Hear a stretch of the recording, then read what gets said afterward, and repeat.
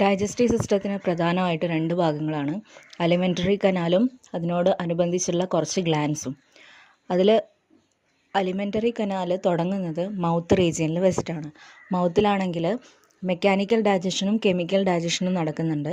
അതിന് വേണ്ടിയിട്ട് ടൂത്ത്, അതായത് 4 ടൈപ്പ് ടീത്ത് നമ്മുടെ മൗത്തിലുണ്ട്. അതുപോലെ തന്നെ മസ്കുലർ ആയിട്ടുള്ള ഫ്രെണുലം കൊണ്ട് അറ്റാച്ച് ചെയ്തിരിക്കുന്ന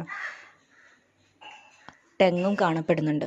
അപ്പം ടെങ്ങൊക്കെ എന്താണ്, ഈ ഫുഡ് കഴിക്കുന്ന സമയത്ത് പല്ലുകൊണ്ട് നന്നായിട്ട് ചവച്ചരയ്ക്കുകയും ടെങ്ങ് എന്ത് ചെയ്യുന്നു, അത് ഉരുളകളാക്കാനായിട്ട് ഡെഗ്ലൂട്ടിനേഷന് സഹായിക്കുകയും ചെയ്യുന്നു. അങ്ങനെ ഉരുളകളാക്കിയിട്ട് എന്ത് ചെയ്യുന്നു എന്ന് വെച്ചാൽ അത് ഫാരിങ്സിലേക്ക് കടത്തിവിടുന്നു. ഫാരിങ്സ് എന്ന് പറയുന്നത് ഇറ്റ് ഈസ് എ കോമൺ ട്യൂബാണ്. അതിലൂടെ തന്നെയാണ് ഓക്സിജനും അതുപോലെ തന്നെ ഭക്ഷണവും എത്തുന്നത്. ഇനി ഫാരിങ്സ് കഴിഞ്ഞാൽ ഒരു ലാരിങ്സ്, നമ്മുടെ സൗണ്ട് ബോക്സിൻ്റെ ഭാഗമാണ്, പക്ഷേ അത് തുറക്കുന്നത് ഗ്ലോട്ടിസ് എന്ന് പറയുന്ന റീജിയനാണ്. അപ്പോൾ ഫാരിങ്സിൽ നിന്ന് 2 ട്യൂബ് വരുന്നുണ്ട്. ഒന്ന് ട്രക്കിയ, രണ്ടാമത്തത് ഈസോഫാഗസ്. ഒന്ന് ഡൈജസ്റ്റീവ് സിസ്റ്റത്തിൻ്റെ ഭാഗമാണ്, ഒന്ന് റെസ്പിറേറ്ററി സിസ്റ്റത്തിൻ്റെ ഭാഗമാണ്. ഇപ്പോൾ ഈ ഈസോഫാഗസ് ആണെങ്കിൽ ഇറ്റ് ഈസ് എ ലോങ് ട്യൂബാണ്. അതിലൂടെ ഇങ്ങനെ ബോളസ് ആയിട്ടുള്ള എന്ത് ചെയ്യുന്നു, ഫുഡ് പാസ് ചെയ്യുകയാണ് ചെയ്യുക ത്രൂ പെരിസ്റ്റാൾസിസ് എന്ന് പറയുന്ന മൂവ്മെൻറ്റ് വഴി.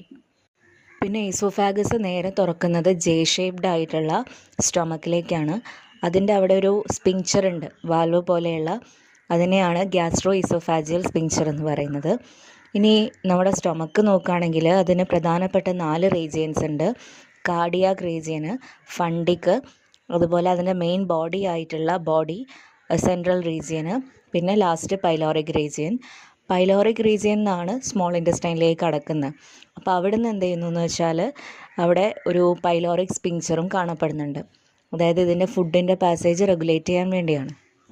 സ്റ്റൊമക്കിലുള്ള മൂവ്മെൻറ്റ് ചേണിങ് എന്നാണ് പറയുക. നന്നായിട്ട് എന്ത് ചെയ്യുന്നു, കുഴമ്പ് രൂപത്തിലായിട്ട് മാറുന്നു.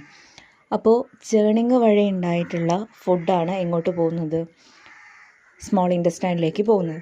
സ്മോൾ ഇൻറ്റസ്റ്റൈനിൽ 3 പ്രധാന ഭാഗങ്ങളുണ്ട്. ഏതൊക്കെയാണെന്ന് വെച്ചാൽ യു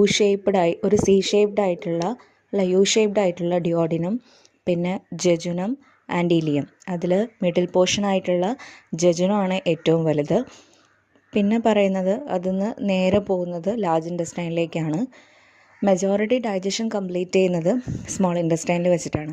ചെറിയ രീതിയിൽ വാട്ടർ ആൻഡ് ഇലക്ട്രോലൈറ്റ്സിൻ്റെ അബ്സോർപ്ഷൻ മാത്രമേ ലാർജ് ഇൻറ്റസ്റ്റൈനിൽ വെച്ച് നടക്കുന്നേ. ഇനി ലാർജ് ഇൻറ്റസ്റ്റൈനിൽ മെയിനായിട്ടും 3 റീജിയൻസാണ്: സീക്കം, കോളൻ, റെക്ടം.